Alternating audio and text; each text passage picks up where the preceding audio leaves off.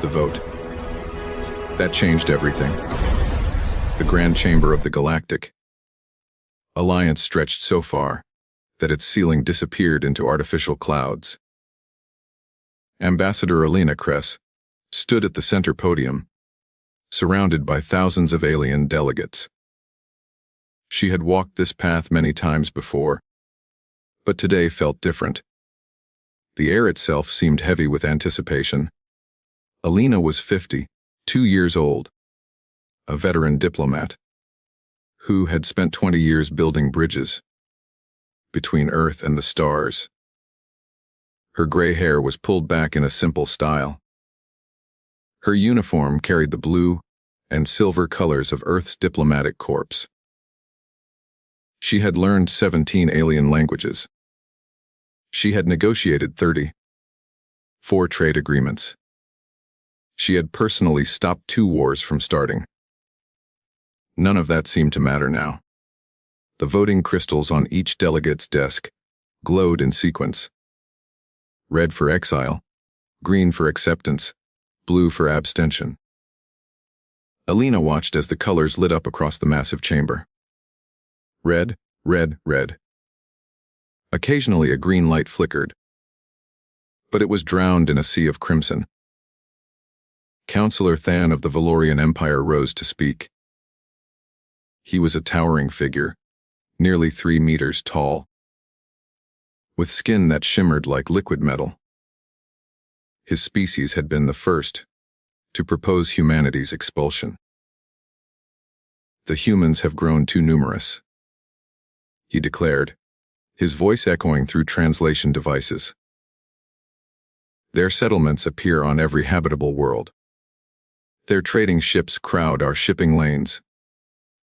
They are everywhere, and they will not stop spreading. Alina remained silent. She had heard these arguments before, in private meetings, in closed sessions, in whispered conversations in dark corridors. Fear of humanity's growth, jealousy of human adaptability, resentment that these newcomers had achieved in 50 years what took others millennia.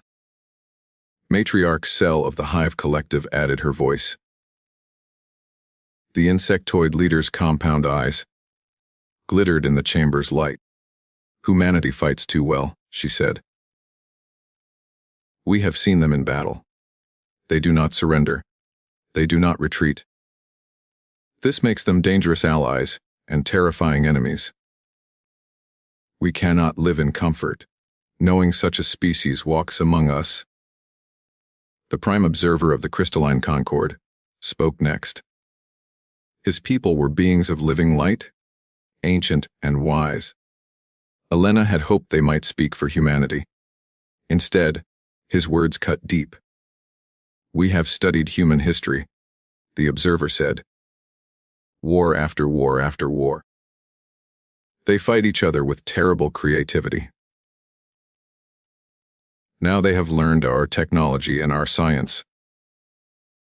What happens when they turn that against us? Better to remove the danger before it manifests. Alina listened to species after species condemn her people. Some spoke of economic concerns. Others worried about cultural contamination. A few simply admitted they found humans unsettling, too emotional, too unpredictable, too different. When the final vote was tallied, the result appeared on the great display that floated above the chamber. Out of 447 delegates, only 381 had voted to allow humanity to remain. The rest wanted Earth and all human colonies expelled from Alliance space.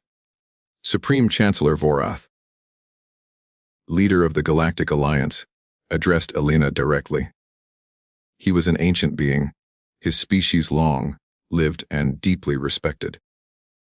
Ambassador Kress, he said, his voice surprisingly gentle. The Alliance has spoken.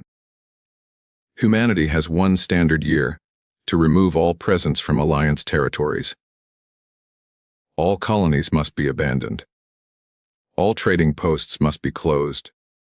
All military vessels must depart. Do you understand? Elena took a slow breath. She had known this was coming. Earth's intelligence services had warned her 3 months ago. The vote had been decided long before today. This ceremony was just for show. Still, hearing the words spoken aloud made them real in a way that reports and warnings never could. I understand, Elena said. Her voice was steady, clear, carrying through the vast chamber. May I address the council before I depart? Vorath seemed surprised. Most expelled species left in shame or rage. Elena showed neither. You may speak, he said. Elena looked slowly around the chamber. She saw the Keltharians, whose colonies humanity had defended from pirate raids for 15 years. She saw the Forians, whose children humanity had vaccinated against the blue fever. She saw the Torgesh, whose economy had nearly collapsed until human traders opened new markets. Not one of them met her eyes. Members of the Galactic Alliance, Elena began, who humanity came to the stars 50 years ago. We were young, naive, hopeful. We believed the galaxy would be like the stories we told ourselves, a community of enlightened beings working together for common good. We were wrong about some things, right about others. She paused, letting her words settle. We shared our medical technology freely. We asked nothing in return. We built trading networks that benefited everyone. We fought beside you in 4 major conflicts and dozens of smaller ones. We lost 340,000 human lives defending worlds that were not our own. Some delegates shifted uncomfortably. Others remained stone-faced. Elena continued. You fear us because we grow quickly, because we adapt easily, because we fight fiercely. These things are true. But you have forgotten something important. Everything we built together. Every system we improved with your help. Every innovation we created, we shared with you. Counselor, Than interrupted. We are not ungrateful for past services, he said. But the future matters more than the past. The risk is too great. Elena smiled. It was not a warm smile. You speak of risk, she said. Let me tell you what I see. I see 2,000 human hospitals across Alliance space. I see 15,000 human engineers maintaining infrastructure on 400 worlds. I see human agricultural experts who feed 20 billion non-human citizens.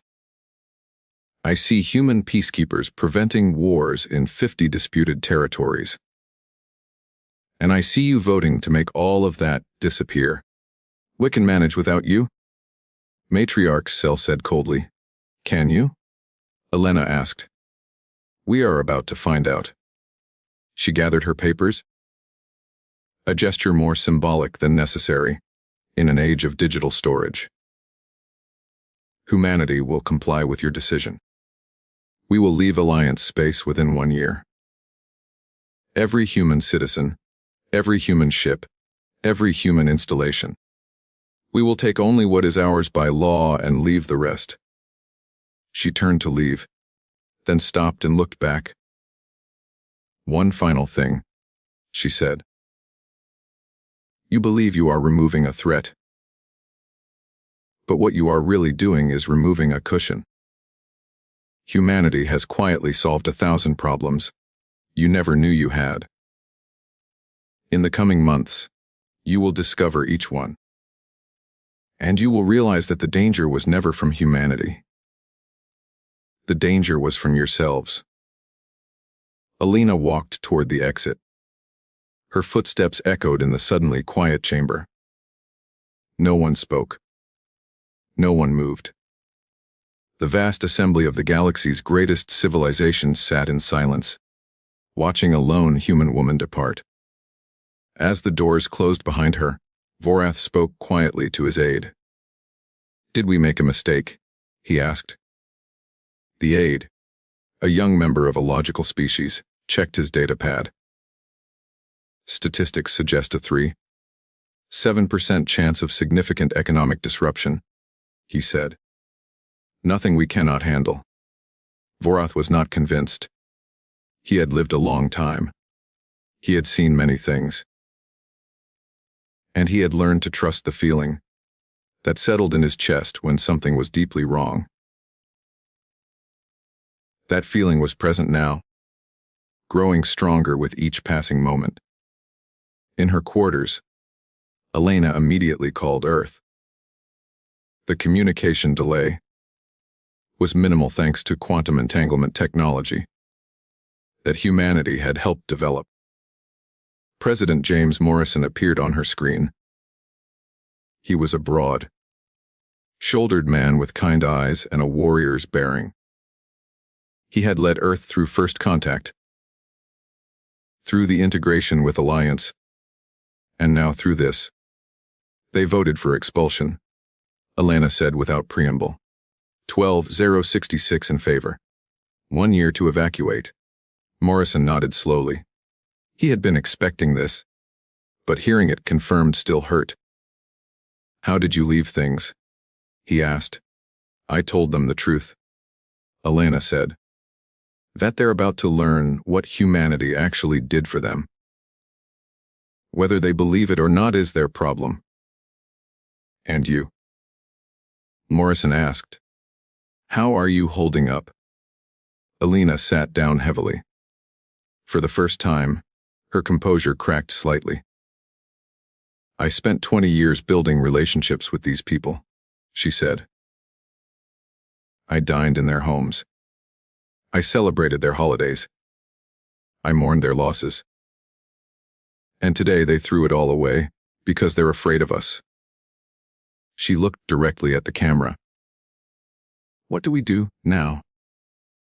Morrison's expression hardened. "We activate Protocol Exodus," he said.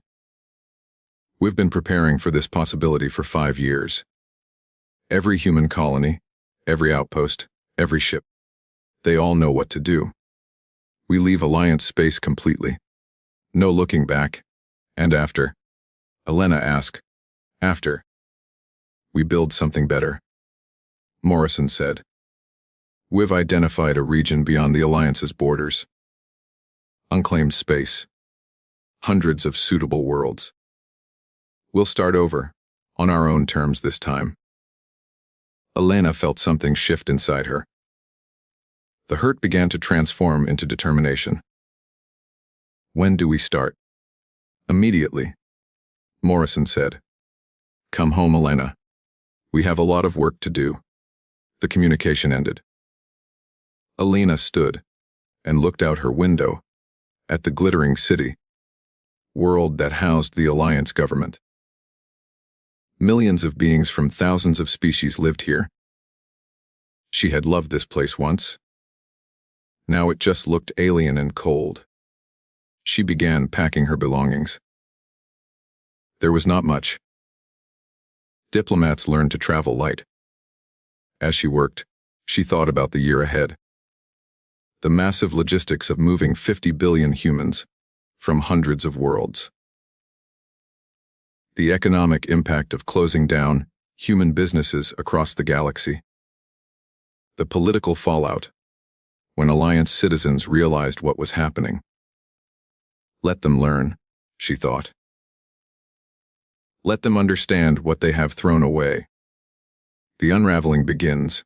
3 months had passed since the vote. Across Alliance space, humanity's exodus had begun in earnest.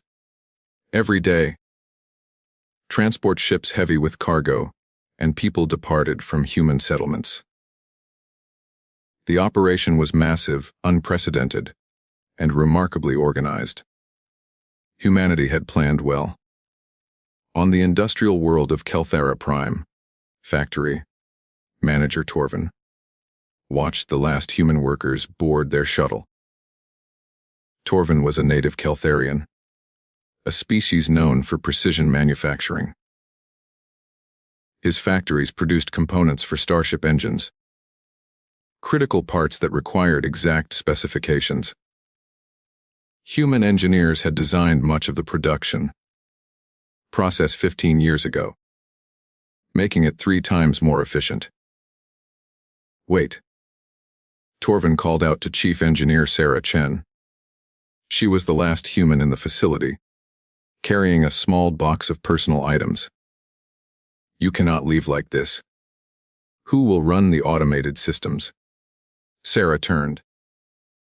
She was a small woman in her 40s, with tired eyes and calloused hands. She had worked on Kelthara Prime for 12 years. The systems are automated, she said. They will continue running.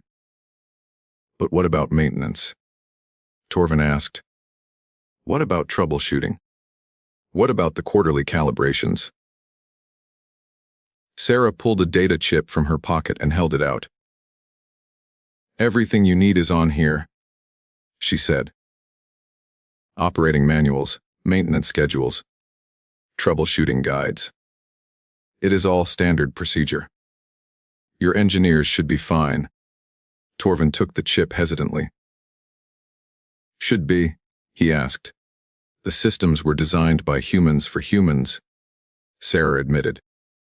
Your engineers will need time to learn the quirks. But you voted us out. This is what you wanted. I did not vote, Torvin protested. I had no say in the council's decision. Neither did I, Sarah said quietly. But here we are anyway. She nodded politely and walked toward the shuttle. Torvin watched her go, a feeling of unease growing in his chest. The first problem appeared 3 days later. One of the primary assembly machines stopped working. Torvin's engineers examined it for hours. They could find nothing wrong. The machine simply would not restart. They checked Sarah's manuals, but the problem was not listed. They tried standard repairs. Nothing worked. By the end of the week, 3 more machines had stopped. Production dropped by 40%. By the end of the month, the entire facility was operating at barely 60% capacity. The economic impact rippled outward. Ships waiting for parts faced delays. Companies dependent on those ships lost money. Workers lost jobs. Similar scenes played out across the galaxy. On the agricultural world of Forus, human farming specialists departed, taking their expertise with them. The Forians had been feeding themselves for thousands of years before humans arrived, but human techniques had increased crop yields by 500%. The Forians assumed they could simply return to old methods. They were wrong. The soil had been altered by human fertilizers. The crops had been genetically modified by human scientists. Traditional techniques no longer worked on modified biology. The first harvest after the humans left yielded 30% of expected production. The second harvest was worse. Food prices began to rise. Forus, once a major food exporter, suddenly needed to import supplies. The economic strain was immediate and painful. Dr. Vanek of the Crystalline Concord worked in the Alliance's premier research hospital. He was a brilliant physician, respected across multiple species. Human doctors had worked alongside him for 20 years. When they left, he barely noticed. His work continued as always. Then his first patient with Redstone disease arrived. It was a rare but treatable condition. Vanek prepared the standard treatment protocols, the ones he had used successfully dozens of times. The treatment did not work. The patient grew worse. Confused, Vanek checked his records. The treatment had always worked before. What had changed? Then he realized. The medicine itself had changed. Humans had been synthesizing the drugs for years, improving the formula gradually. The current version was 40% more effective than the original. But humans had taken their synthesis methods with them.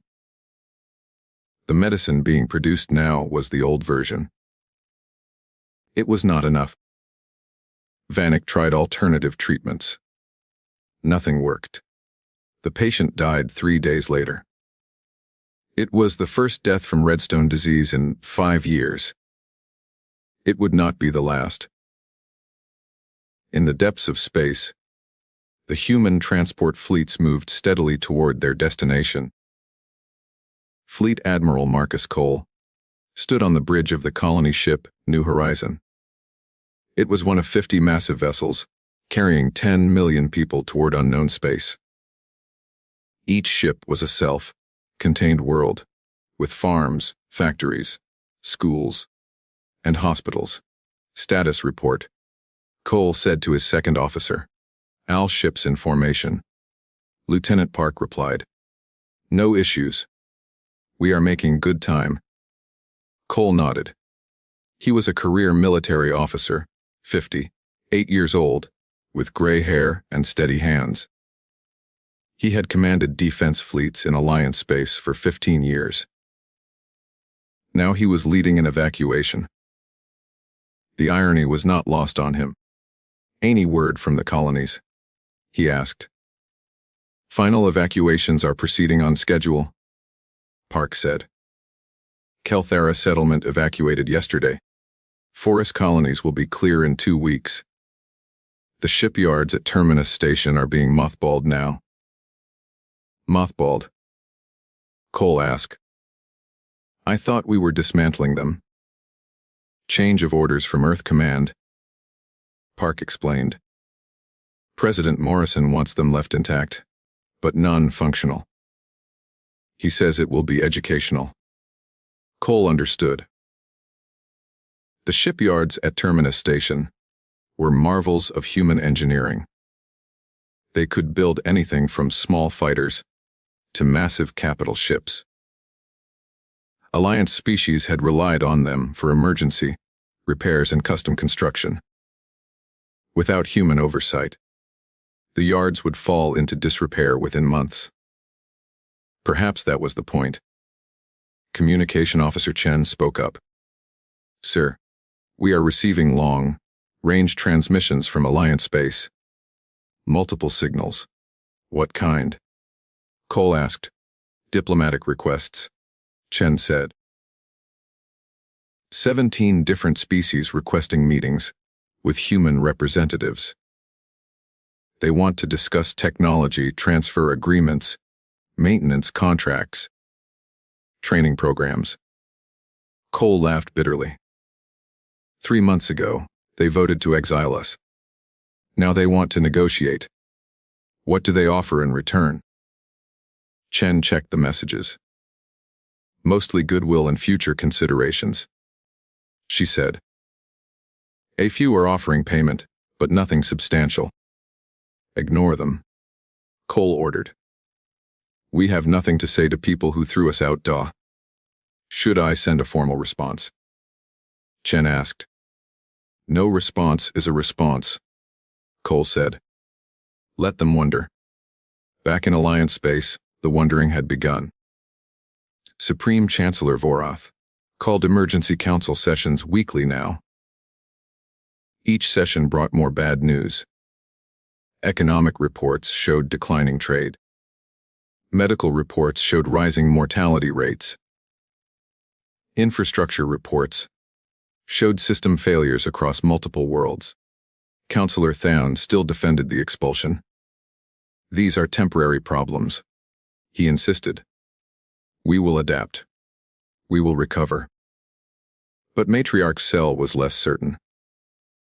Our military readiness is down 18%, she reported.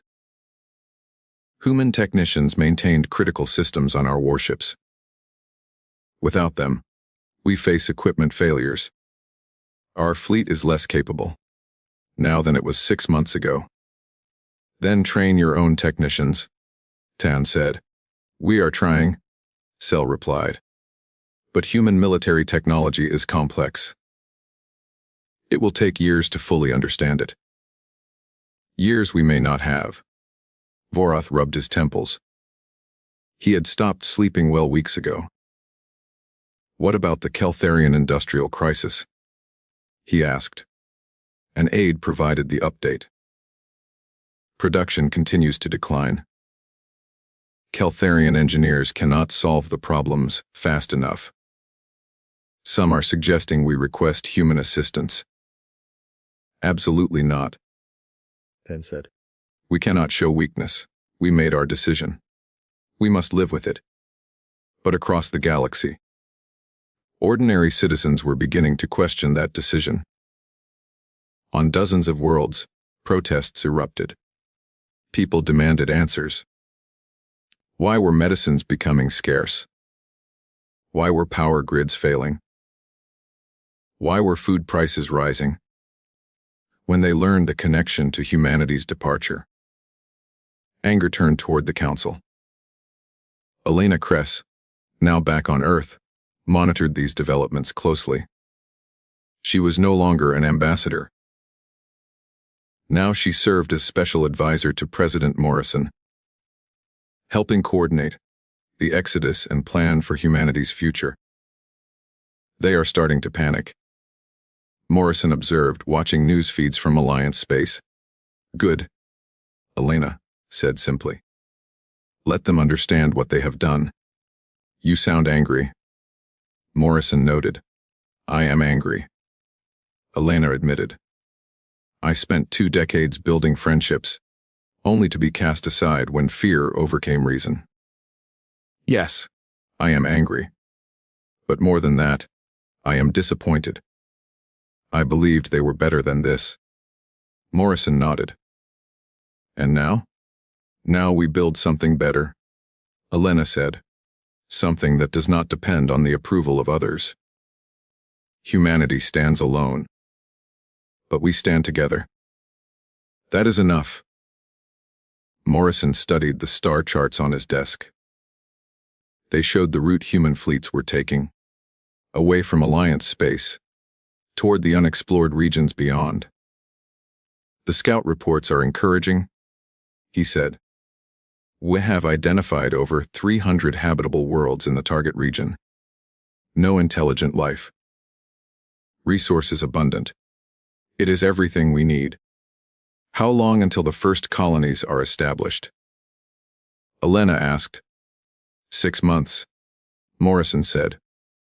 The advance fleet will arrive in 2 months. They will begin planetary surveys and infrastructure development.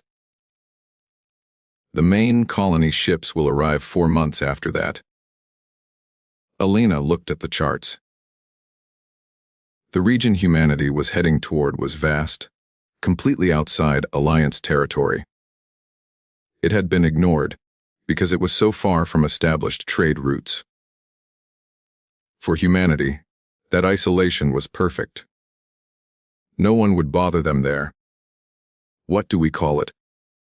Elena asked. The Exodus Council has been debating names. Morrison said. Current favorite is the Freedom Sector. A bit on the nose, but appropriate. Freedom Sector. Elena repeated. I like it. A fresh start.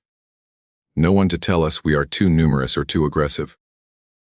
No one to fear our growth. Though we should expect the Alliance will eventually notice we are thriving, Morrison pointed out. Let them notice, Elena said. By then, we will be strong enough that their opinions do not matter. They worked late into the night, planning the details of humanity's greatest migration.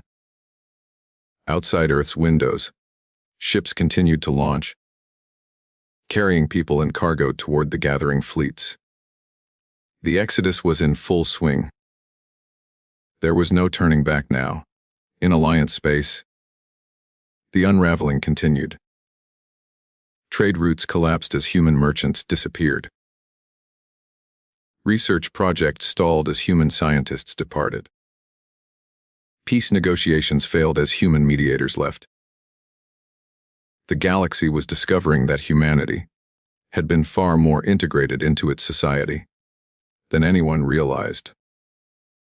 And in the darkness beyond known space, 50 colony ships moved steadily forward, carrying humanity toward its future. Whatever that future held, they would face it together,